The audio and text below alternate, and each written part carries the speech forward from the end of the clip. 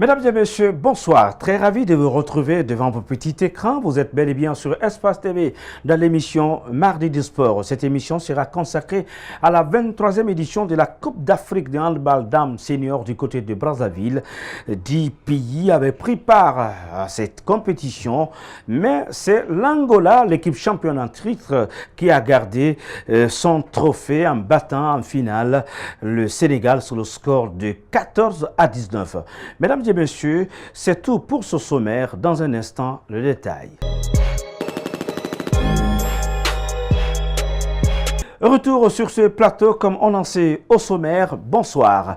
Vous êtes dans votre émission Mardi du Sport. La Guinée avait pris part à la phase finale de la 23e édition de la Coupe d'Afrique dames seniors Congo-Brazzaville. À l'issue de cette compétition, l'équipe guinéenne s'est classée 7e dans cette compétition continentale.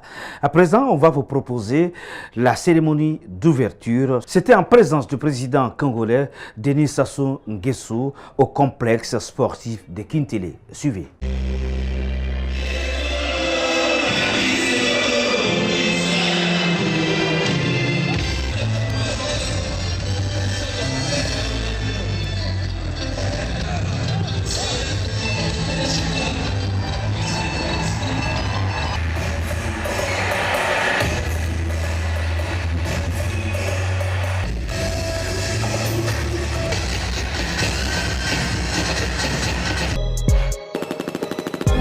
Une émission spéciale sur cette 23e édition de la Coupe d'Afrique dames de handball.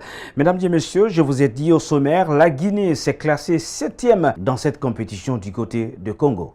Depuis le dimanche 2 décembre 2018, le Congo abrite la 23e édition de la Coupe d'Afrique des Nations de handball senior, dames 2e édition, Challenge Feu Edith Lucie Obongo Odimba.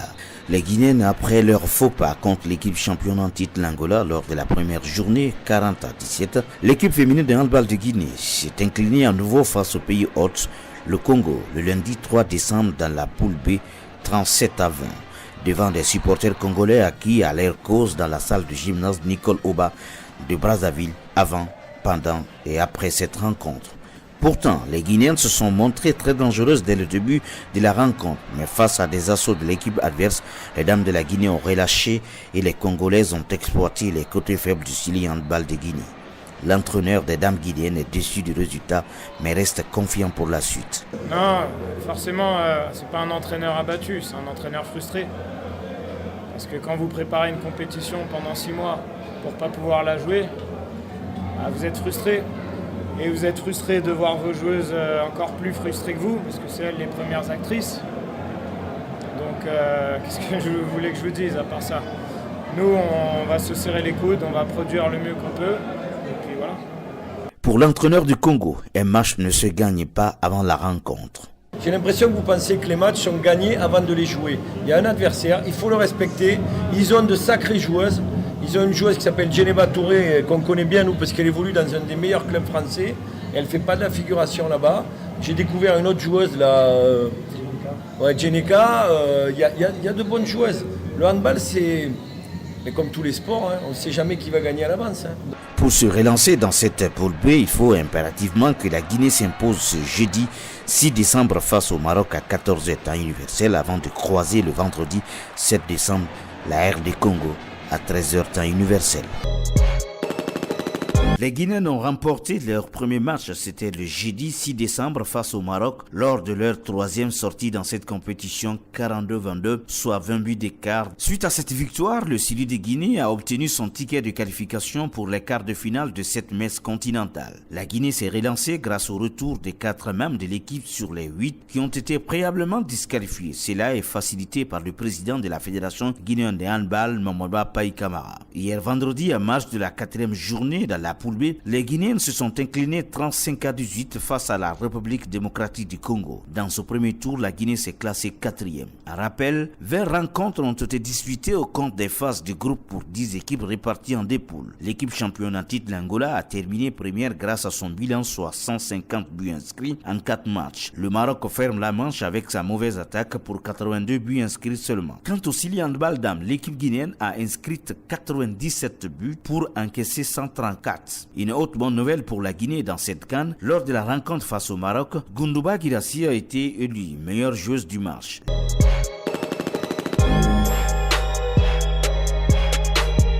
En quart de finale, le Silien handball s'est incliné face à l'équipe du Sénégal. Elle est éliminée du coup dans cette compétition.